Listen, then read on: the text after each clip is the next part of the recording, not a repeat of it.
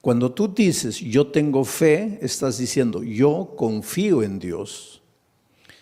La confianza en Dios. Pero para que tú puedas confiar en Dios, tienes que convivir con Dios. Porque tú no puedes confiar en alguien que no conoces. Y no puedes conocer a alguien con quien no convives. Ustedes no me conocen, pero mi hijo sí me conoce. Ustedes no me conocen, pero mi esposa sí me conoce. ¿Por qué? Porque ellos conviven conmigo. Ustedes no. Ustedes me ven una vez, pero eso no es conocer. No es porque me viste escuchar, predicar un sermón y ya conozco al pastor Bullón. Conoces mi cara, pero no conoces cómo reacciono yo delante de las dificultades, delante de los momentos difíciles. Pero los que conviven conmigo sí, porque para conocer a una persona hay que convivir. Entonces, para confiar en Dios tienes que convivir con Dios. Si no convives con Dios, no lo puedes conocer. Y si no lo conoces, no puedes confiar. Y si no confías, no tienes fe. Entonces, ¿qué fe te va a guardar para el día final? Porque Pedro en el texto de anoche decía, es la fe la que te va a guardar para el día de la salvación. Conocer a Jesús. ¿Cómo se convive con Jesús? Estudiando la Biblia todos los días, aunque no tengas ganas de estudiar la Biblia. ¿Por qué digo aunque no tengas ganas? Porque generalmente no te va a dar ganas de estudiar la Biblia. ¿Por qué? Porque tienes naturaleza pecaminosa, y a la naturaleza pecaminosa pues le gusta ir a la iglesia, cantar, emocionarse, escuchar un sermón y listo ya. Eso es lo que le gusta a la naturaleza pecaminosa, pero eso no es convivir con Dios. Si tú quieres convivir con Dios, tienes que estudiar la Biblia todos los días, aunque no tengas ganas de estudiar. Tienes que orar, aunque no tengas ganas de orar. Y tienes que buscar a una persona y traerla para Jesús, como hizo Claudia. Conoció el Evangelio, fue y trajo a Jesús y ahora tiene la alegría de verlo bautizado. Eso es lo que tienes que hacer. Entonces tu fe, esa confianza en Dios te va a guardar para el día final. Pero entonces ahora entramos al texto de hoy. Para que sometida a prueba vuestra fe. ¿Qué cosa es vuestra fe? Vuestro conocimiento de Dios, vuestra confianza en Dios. Quiere decir que tu fe va a ser sometida a prueba. Y va a ser sometida a prueba mucho más preciosa que el oro. Esto es interesante. Los mineros agarran el oro y lo ponen a altas temperaturas de fuego. ¿Para qué? El oro es colocado a tan altas temperaturas de fuego que el oro se vuelve líquido, comienza a hervir el oro. De tanto calor comienza a hervir el oro. Y entonces le echan algunas mezclas químicas para que toda la escoria vaya saliendo. Y sale toda la escoria y se queda el oro puro. Y cuanto más fuego le ponen al oro, más puro se queda el oro. Por eso ustedes han escuchado hablar de oro 18 quilates, 22 quilates. Eso es pureza del oro. Y el oro más puro es el oro que ha sido más quemado. Ahora es interesante, porque si le colocamos fuego a este púlpito, el fuego lo quema. Pero si le colocamos fuego al oro, el fuego lo purifica al oro. Destruye al púlpito, pero purifica al oro. Ahora dice el texto bíblico de Pedro que el fuego es la prueba, son las pruebas de la vida. Dios manda, no voy a decir manda, Dios permite que las pruebas lleguen a tu vida. Estoy diciendo Dios permite, no Dios manda, Dios permite. Porque te voy a decir una cosa, y entiende bien esto. ¿Qué cosa es prueba? Todo lo que te hace sufrir, lo que te hace llorar, lo que te aflige, pérdida del empleo, tu hijo se enferma, tu mamá muere, tu esposo te abandona. Aflicciones, pruebas, todo eso, por favor, nunca digas Dios me está mandando la prueba. porque Dios no manda pruebas. Todo lo que te hace sufrir no viene de Dios, viene del diablo. Porque Dios dice, he aquí los pensamientos que tengo acerca de ti, pensamientos de paz y no de guerra, pensamientos de amor y no de odio. Dios solo quiere lo mejor de lo mejor para ti, pero vives en un mundo de dolor. Hasta que Cristo venga, estamos peregrinando en el desierto del dolor de esta vida. Y muchas veces quien nos manda el sufrimiento, el dolor, es el diablo. ¿Y por qué te hace sufrir el diablo? Esto es interesante y esta noche vas a entender. ¿Por qué el diablo te hace sufrir? Tú no le has hecho nada al diablo. ¿Por qué te hace sufrir? Porque Él es el origen de la enfermedad, Él es el origen de los accidentes, Él es el origen de las tragedias. Todo lo que te va mal en la vida es porque Él está por detrás de eso. Pero ¿por qué te hace sufrir si tú no le has hecho nada al diablo? Ahora te voy a explicar.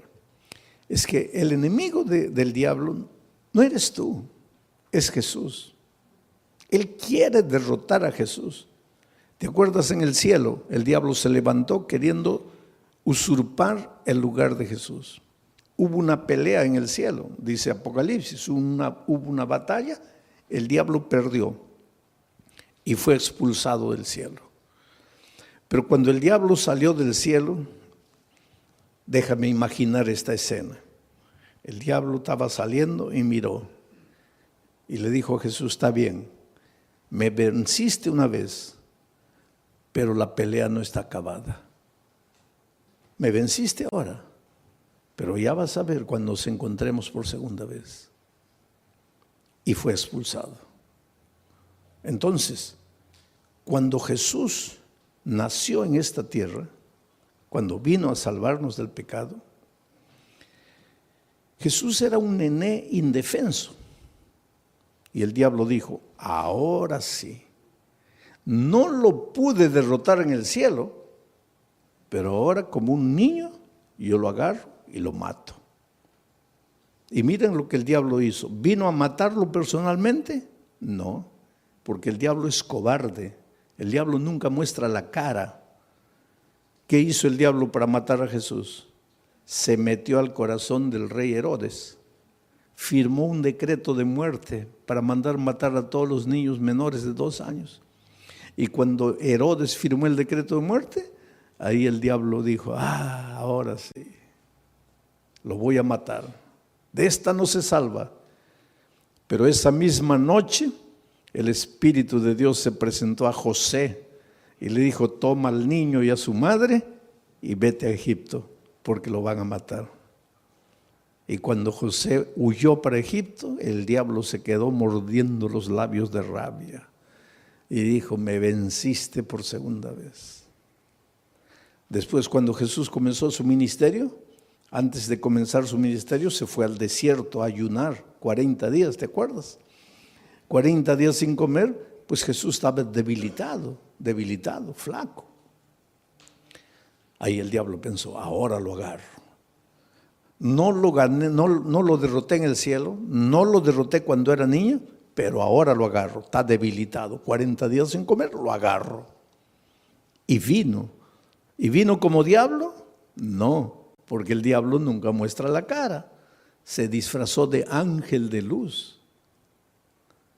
Y trató de engañarlo, pero no pudo, porque Jesús conocía la palabra de Dios. Y entonces derrotó al diablo por tercera vez. 3-0. Ya era casi goleada. Pero entonces el diablo esperó, dijo, la cuarta es la vencida. Y hubo una cuarta. Cuando el diablo se metió al corazón de los soldados, porque ya les dije, el diablo nunca muestra la cara, y los soldados prendieron a Jesús y lo llevaron al Calvario y lo clavaron. Y cuando Jesús murió, ahí sí el diablo dio una carcajada. Dijo, ahora sí lo vencí, lo acabé. Lo acabé. Al tercer día Jesús resucitó. Y al resucitar, ahí sí, es como si hubiera agarrado una estaca y lo hubiera clavado en el corazón del diablo. El diablo sabe que está perdido, está derrotado. El diablo no te puede hacer nada, querido. El diablo ya está perdido. El diablo ya con Cristo no puede. Entonces, como no puede con Cristo, se las agarra contigo. Es como si yo tuviera, vamos a decir, yo tuviera un hijito de 2 años. Pero tengo un vecino que quiere pelear conmigo. Viene, una bofetada, se va llorando el pobre. Pero es terco. Viene una segunda vez. Otra bofetada, se va llorando. Pero es terco, viene la tercera vez. Ahí ya ni levanto la mano, ya sale corriendo. Entonces llega a una conclusión mi vecino: no, con este no puedo, este fuerte. Entonces aprovecha que yo me vengo a Corpus Christi a predicar y agarra a mi hijito de 2 años a puntapiés y lo revuelca en la calle. Pues eso es lo que el diablo hace. Con Cristo no puede. Entonces él sabe que lo que más Jesús ama eres tú. Y ya que no puede con Cristo, se las agarra contigo y te hace sufrir. Y te hace perder el empleo, y hace que tu hijito nazca enfermo, y esto y aquello. En realidad el diablo no tiene nada contra ti. Él te hace sufrir porque sabe que haciéndote sufrir a ti, está haciendo sufrir al Señor Jesucristo. Pero ahora viene Pedro y dice así: pero es que los sufrimientos que te llegan a la vida no te pueden destruir, porque tú no eres madera. Tú no eres plástico, tú eres oro. Y si el fuego de la prueba purifica el oro, mucho más el fuego del dolor, del sufrimiento, va a purificar tu fe. Quiere decir, cuando el dolor llegue a tu vida, tú lloras. Si tienes que llorar, llora. Pero no te separes de Jesús. Dile: Señor, yo no entiendo por qué estoy sufriendo. Y hay una cosa interesante. Cada vez que tú quieres andar en los caminos de Dios, cada vez que tú te propones ser más fiel a Dios, ahí más viene el diablo para destruirte. ¿Por qué? Porque esa es la pregunta que mucha gente hace.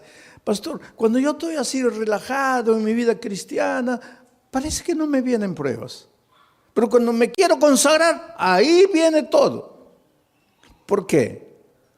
Simple. Porque cuando estás relajado espiritualmente, cuando no estudias la Biblia, no oras, nada, estás en el terreno de ¿quién? Estás en el terreno del diablo. Puedes estar en la iglesia, pero estás en el terreno del diablo. ¿Y para qué el diablo te va a molestar si ya estás perdido con él? Ya pues te deja tranquilo. Pero cuando viene una semana de oración y tú te entiendes que tienes que reconsagrarte y comienzas a estudiar la Biblia, a estudiar la palabra de Dios, ahí el diablo se asusta. Porque ¿qué dice? No, este se me va a escapar. Entonces, para desanimarlo, le mando una prueba. Y la prueba, en lugar de purificarte como al oro, ¿qué hace contigo muchas veces? Te desanima. Es por eso que cuando la prueba es más fuerte, es más que tienes que agarrarte de Jesucristo y no desanimarte. En el Brasil yo estaba haciendo una campaña evangelística en un estadio, y una señora que no era adventista, no era cristiana, nada, nunca iba a ninguna iglesia, nada, pero era una buena mujer. Sentimientos nobles. Hay mucha gente que no está en ninguna iglesia, no conoce la palabra de Dios, pero pues escucha la voz de Dios en su corazón y camina, anda bien. Y de repente esta señora vio en la televisión la propaganda de que yo iba a predicar esa noche en el estadio. Ahora, ese día era su cumpleaños. Y de mañanita el esposo entró al cuarto y le dice: mira, hija, estoy sin mucho dinero, no he podido comprarte un buen regalo, pero te he comprado un regalito. Y le dio una cajita. Y ella abrió y era la llave de un carro. Y cuando salió al patio, ahí estaba el carro, un carro importado, último modelo. ¡Qué felicidad! Su cumpleaños. Primera felicidad, el esposo se acordó de su cumpleaños, porque hay muchos esposos que ni se acuerdan del cumpleaños de la esposa. Segunda felicidad, le regaló. Tercera felicidad, no le regaló cualquier cosita, le regaló un carro último modelo. Entonces ella estaba tan feliz que cuando vio la propaganda de la predicación en el estadio, dijo, bueno, estoy tan feliz que me voy al estadio a agradecerle a Dios. Va a predicar ese pastor, voy a agradecer. Y se fue al estadio. Feliz de la vida, entró. En la hora del llamado se levantó, vino adelante, le entregó la vida a Jesucristo. Dijo, ay, qué día tan feliz. Hoy es mi cumpleaños, hoy mi esposo me regaló el carro, hoy me entregué a Jesús. No, este es el día más feliz de mi vida. Y cuando sale a agarrar su carro en la playa de estacionamiento, los ladrones se lo habían llevado. Ahí ella comienza a pensar, toda mi vida no quise saber nada de iglesia, no quise saber nada de Dios y nunca me robaron ni un alfiler. Y hoy que le entrego mi vida a Cristo me roban el carro. ¿Qué Dios es ese? Ahí está la astucia del diablo. Tú preocúpate cuando no vienen pruebas a tu vida, querido. Porque a veces no vienen pruebas a tu vida porque el diablo está tranquilo contigo. ¿Para qué te va a mandar pruebas? Pero atrévete a entregarte al Señor Jesús, a caminar en sus caminos, que ahí viene el diablo con todo para desanimarte. Ahora vamos al texto bíblico una vez más. Para que sometida a prueba vuestra fe, sí, porque tu fe tiene que ser sometida, porque una cosa es, sí, yo creo. Eso no es fe. Eso no es fe. Por eso es que el creer siempre viene acompañado del bautismo. El texto de Marcos 16 dice, el que creyere y fuere bautizado, este será salvo. El problema es el idioma, porque en español creer y ser bautizado son dos cosas. Pero es que Marcos no escribió ese versículo en español, porque Marcos no hablaba español. Marcos escribió ese versículo en griego, el idioma que él hablaba. Y en griego no son dos conceptos, el que creyere y fuere bautizado, no. Es un solo concepto, el que creyere siendo bautizado. O sea, en griego, creer no es solo mover la cabeza, no es solo teoría. El creer intelectual viene acompañado del creer práctico. Si tú crees, te bautizas. Si no te bautizas, es porque tu creer se quedó en la teoría. Y ese creer teórico no te salva. Te voy a hacer pensar un poco. El otro día una señora me preguntó, pastor, ¿el diablo es ateo? A ver, ¿qué piensan ustedes? ¿El diablo es ateo? No, el diablo no es ateo, querido. Y Santiago explica eso. Dice, ¿tú crees en Dios? Haces bien. Pero el diablo también cree. Y no solo cree. ¿Qué más hace? Tiembla. Ahora, si el diablo cree y tiembla, ¿por qué no se va a salvar? Porque su creer es teórico. Su creer no es práctico. Entonces, mucha gente hoy, muchos cristianos, sí, yo creo, bautízate. No, bautismo no, pero yo creo. Eso no existe. Yo creo, pero no me bautizo. Eso no existe, porque el creer bíblico es creer siendo bautizado. Es decir, la teoría y la práctica van juntos. Y tu fe cuando es práctica, tiene que ser probada. Tiene que ser probada. Porque el sufrimiento es como el dolor. Si tú comienzas a levantar pesas, comienza a doler. Levantas 10, ya pesa. Y comienza a doler. Al día siguiente 15, duele. Al otro día 20, duele, pero después te agarran aquí, pura piedra. Así es la fe. Cuanto más te duele, cuanto más dolor viene, cuanto más sufrimiento, tu fe más fuerte, más fuerte, más fuerte. Es por eso que en medio del dolor tienes que agradecer a Dios, porque Él sabe. Él no te manda el dolor, pero Él aprovecha el dolor que el diablo te manda para fortalecer tu fe. Para que sometida a prueba vuestra fe, mucho más preciosa que el oro, el cual, aunque perecedero, se prueba con fuego. El oro que perece, que es de esta tierra, se prueba con fuego. Entonces, si el oro se prueba con fuego, la fe, que vale mucho más, ¿cómo no se va a probar con fuego? Claro que tiene que venir el fuego del dolor. Para que sometida a prueba vuestra fe, mucho más preciosa que el oro el cual aunque perecedero se prueba con fuego, para que entonces vuestra fe sea hallada en alabanza, gloria y honra. Quiere decir que tu fe es bombardeada por el diablo. Te arranca lágrimas, te hace sufrir. Muchas veces sientes que ya no puedes resistir de tanto dolor, de tanto sufrimiento. Aguanta un poco. En el nombre de Jesucristo, aguanta. ¿Por qué? Porque ese tu dolor se va a transformar en alabanza, gloria y honra. ¿Pero cuándo? ¿Cuándo? Lee la Biblia y respóndeme. ¿Cuándo? Cuando Cristo venga. Ahora me vas a decir, pastor, pero cuando Cristo venga todavía. Yo preferiría ahora. Pues eso es lo que mucha gente hace. Prefiere la hora, cortito, y pierde la eternidad toda. Yo cuando era chico íbamos a salir de vacaciones, las pocas, tal vez la única vacación que salí con mi padre, mis hermanos. Íbamos a viajar a un lugar donde no había dentista, no había nada, y me comenzó a doler el diente, ¿no? Y mi padre me dice, mira, antes de salir vamos a arrancar el diente. Yo soy de aquellos tiempos en que dolía el diente, arrancaban. Hoy día no, eso es un crimen. El diente te duele, hay que restaurarlo. Pero yo soy de los tiempos, dolía, arranca. Había muchachitos de 20 años que ya no tenían un diente todo arrancado porque comenzaba a doler, arrancaban. ¿Cómo ha progresado la odontología también? Hoy día es un asesinato arrancar un diente. Pero pues mi padre me dice, oye, vamos a arrancar el diente, porque no, pero me va a doler. ¿Cuánto te va a doler? Te va a doler un día, pero vas a disfrutar de las vacaciones. No.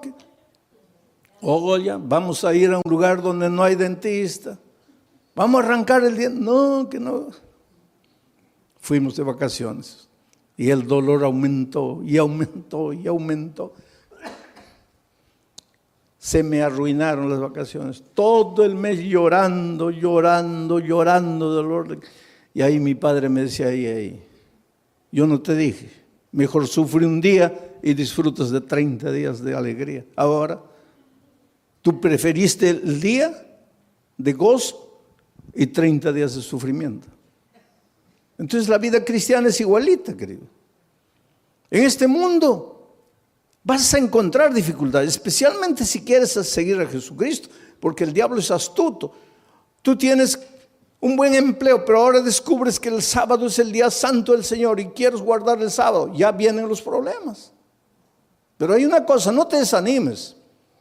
El diablo te puede hacer sufrir un día, 2 días, 3 días, pero hay un tercer día. Cuando Cristo murió en la cruz del Calvario, el diablo dio la carcajada y dijo, ahora sí lo vencí, se acabó. Al siguiente día el diablo seguía dando la carcajada, lo vencí, lo maté. Al tercer día amaneció dando la carcajada y de repente la carcajada del diablo paró en seco, porque la tierra se abrió y Cristo resucitó. El diablo se puede reír de ti hoy, se puede reír de ti mañana, pero al tercer día va a tener que tragar la carcajada, porque Dios puede permitir que el diablo te haga sufrir un día, 2 días, 3 días, pero llega el momento en que Dios te va a devolver todo lo que el diablo te quitó. Así fue con Job. Le quitó la hacienda, le quitó los hijos, le quitó el dinero, le quitó todo, la esposa prácticamente, le quitó todo. Pero cuando llegó el momento, Dios le devolvió todo. Y se lo devolvió en doble, el doble de hacienda, el doble de dinero, el doble de camellos, el doble de ganado, el doble de hijos. Lo único que no le devolvió en doble fue la mujer. Pero todo lo demás le devolvió en doble. Dios es grande, querido. Cuando venga el dolor a tu vida, no te preocupes. ¿Por qué sufro? Dios me ha abandonado, Dios me ha dejado.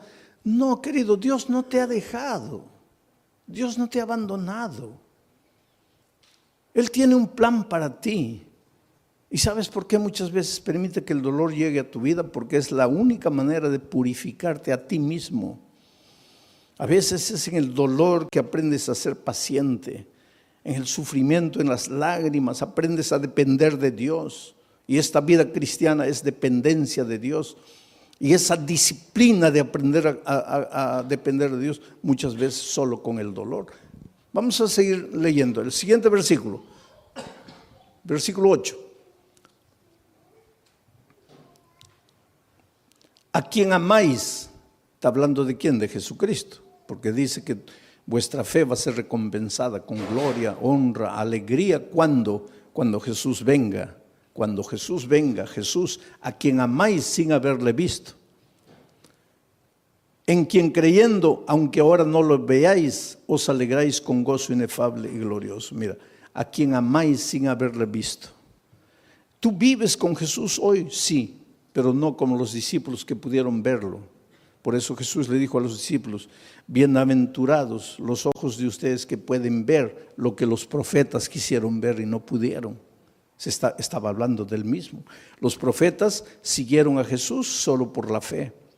Nosotros hoy también lo seguimos solo por la fe, pero los discípulos tuvieron un privilegio único. Ellos lo vieron físicamente. Pero aunque nosotros no podamos verlo físicamente, igual podemos verlo a través del estudio de la Biblia, de la oración y trayendo una persona para Cristo. Estamos conviviendo con Jesús. Pero aquí el asunto es, ¿quién escribe a quien amáis sin haberle visto? ¿Quién escribe este versículo? Pedro. ¿Y Pedro lo vio? ¿Y lo amó? ¿Y por qué lo traicionó? Ustedes se acuerdan que después de la traición Jesús ya había resucitado y los discípulos estaban en la playa. Y el pobre Pedro, cuando Jesús apareció en la playa, estaba mirando para otro lado, avergonzado. Ay, ¿qué me va a decir? Que lo he traicionado, porque después de la crucifixión ya no lo vio. Ahí se encontraron en la playa con Jesús resucitado. Y Jesús apareció y Pedro: ay, Señor, en algún momento me va a llamar aparte, me va a dar una bronca porque lo traicioné. Y efectivamente, en un momento, Pedro se acercó. Jesús se acercó y Pedro dijo: ahora viene la paliza. Y Jesús le hizo una pregunta: Pedro, ¿me amas? La última cosa que Pedro imaginaba era esa pregunta: ¿me amas? Sí, Señor. No, Pedro. No, ¿cómo sí, Señor? Te estoy preguntando si me amas. Sí, Señor. No, calma. ¿Por qué tanta prisa? No me has entendido. Te estoy preguntando si me amas. Y ahí él se dio cuenta de por qué Jesús le preguntaba eso. Y comenzó a llorar. Y dijo: Señor, yo sé, tú sabes todas las cosas. Tú no tienes ninguna razón para creer que yo te amo. Te he fallado. Pero me das la oportunidad de amarte. Y Jesús le dijo: claro que sí. Y todavía te voy a confiar una misión: predicar el Evangelio. Y algunos días después, Pedro se levanta para predicar un sermón y bautiza 3,000 personas. La pregunta esta noche es: ¿tú quieres resistir en la prueba? Cuando el dolor venga, ¿no quieres traicionar al maestro? Entonces la pregunta es, ¿tú amas al Señor Jesús? Porque Pedro después de haber pasado todo eso dice, a quien amáis sin haberle visto. ¿Por qué dice a quien amáis sin haberle visto? Porque él sí lo había visto. En quien creyendo, aunque ahora no le veáis, os alegráis con gozo inefable y glorioso. Lo que Pedro está diciendo es, tú aunque no lo veas físicamente, lo puedes amar. Y Pedro cuando se levantó, se arrepintió y le dijo a Jesús que lo amaba, dice la tradición, la Biblia no dice eso, pero la tradición dice que él fue crucificado. Y cuando lo iban a crucificar, él dijo, no soy digno de ser crucificado como mi maestro. Crucifíquenme de cabeza para abajo. Y lo crucificaron de cabeza para abajo. No hay prueba bíblica para decir eso, pero la tradición dice, sea como fuere, sabemos una cosa. Después de transformado por el poder de Dios, él ya no tuvo miedo de morir por Dios. Oh, querido, Dios tiene un plan muy, muy bonito para tu vida. Las tristezas y dolores que llegan a tu vida tienen sentido, pero tienen sentido cuando tienes fe. Hace muchos años atrás, en la ciudad de San Pablo, los jóvenes de una iglesia fueron a participar de un congreso en el sur del país. 40 jóvenes, miembros del coro de la iglesia. Y el sábado en la noche, terminado el congreso, regresaban para San Pablo. Y el ómnibus se chocó. Sabe que los jóvenes venían cantando himnos, los himnos del coro. Venían cantando en el ómnibus y el ómnibus se chocó contra un camión cargado de fierro de construcción. Y el fierro los atravesó. Así los hizo como los peruanos me van a entender, como anticuchos, ¿no? Los atravesó. 22 jóvenes murieron. Al día siguiente los periódicos publicaron una noticia. Y un periódico atrevido publicó así: ¿dónde estaba Dios cuando sus hijos cantaban? Porque no los cuidó. Es que el dolor es un misterio, ¿sabes? Tal vez en este momento tú te preguntes, ¿dónde estaba Dios cuando mi hijito de 3 años murió? ¿Qué culpa tenía mi hijito para morir como murió de leucemia? ¿Qué mal había hecho? Es que no necesitas hacer mal para sufrir. El diablo se deleita en hacerte sufrir. Pero el dolor es como el fuego sobre el oro, o te purifica o te destruye. Interesante que entre esos jóvenes que habían muerto, había una chica que hace 6 meses había sido bautizada, contra la voluntad de sus padres. Ella tenía 22 años, una joven. El día que se bautizó, el padre le dijo: mira, olvídate que yo soy tu padre, que tú eres mi hija. Lo peor que podría haberme sucedido en la vida es que tú traicionaras la fe de tus padres, de tus abuelos, de tus bisabuelos. Pero la niña no había conocido solo la teoría del Evangelio, sino que el Evangelio se había hecho carne en su vida, de tal manera que ella se volvió una hija tan dulce, tan cariñosa, pero la madre y el padre nunca aceptaron el calor, el cariño, el amor de la hija. Aquel viernes de tarde en que se iban para el congreso, ella fue a despedirse del papá y le dijo: mira, papá, me estoy yendo a Curitiba con los jóvenes de la iglesia. Y él le dijo: ¿y qué me avisas a mí? Tú no haces lo que te da la gana, tú no te metiste a esa iglesia, tú no te bautizaste. ¿Y qué vienes a avisarme que te vas? Tú siempre haces lo que te da la gana, vete a donde quieras. Y ella le dijo: sí, papito, pero yo vine a darte un beso, me voy. Y cuando se acercó para besarlo, el padre retiró el rostro y dijo: no quiero nada de ti. Y en el camino de vuelta, la niña muere. ¿Sabes que los hijos de Dios también morimos en accidentes? Entonces, cuando te pasa un accidente, no digo: ¿dónde estaba Dios? Dios está en el mismo lugar. Jesús dijo que cuando la lluvia cae, moja a los justos y a los injustos. Y cuando el sol sale, alumbra a los justos y a los injustos. Estamos en un mundo de dolor. Ese padre hizo tanto escándalo en la iglesia, ¿sabes? El día del sepultamiento, 22 cajones estaban ahí. Y mientras sepultaban a los jóvenes sobrevivientes que habían salido del accidente, cantaban. Sus amigos estaban siendo enterrados y ellos cantaban, lloraban. Las lágrimas caían, pero cantaban. Lloraban porque tenían tristeza. Cantaban porque tenían esperanza. Es que los seres humanos que aprendemos a confiar en Cristo, somos capaces de cantar en medio del dolor. Mientras que el padre estaba destruido ahí, ¿sabes? Y cuando llegó el momento de bajar el cajón de la hija, él se arrojó y decía: entiérrenme con ella, quiero morir. Y abrazando al cajón le decía: mira, hijita, el viernes me quisiste dar un beso y yo no sabía que era el último beso y te rechacé. Por favor, perdóname. Quiero morir, quiero morir, quiero morir. Fue una escena triste, dramática, cuando sacaron al padre, terminó el entierro, todos se fueron. El hombre se quedó solito junto a la tumba de su hija.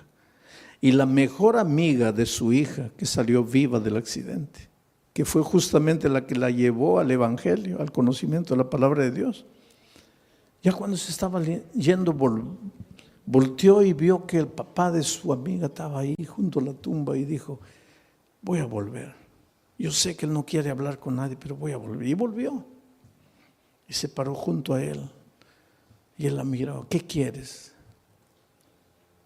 Le dijo: mire, su hija va a resucitar. ¿Qué? Su hija va a resucitar. ¿Cómo va a resucitar? Porque la palabra de Dios dice, y te voy a leer aquí, porque él le había dicho: yo no entiendo, yo no los entiendo a ustedes. Ustedes son locos. Yo estoy aquí destrozado, mi hija muerta, y ustedes cantando. Ustedes son locos. Ustedes no tienen sentimiento. Y pues la chica le dice: sí, señor, pero usted se dio cuenta que nosotros no solo cantábamos, también llorábamos. Llorábamos porque nos da tristeza que nos estamos despidiendo en esta vida. Pero cantábamos porque tenemos la esperanza, porque su hija va a resucitar y yo la voy a abrazar a mi amiga.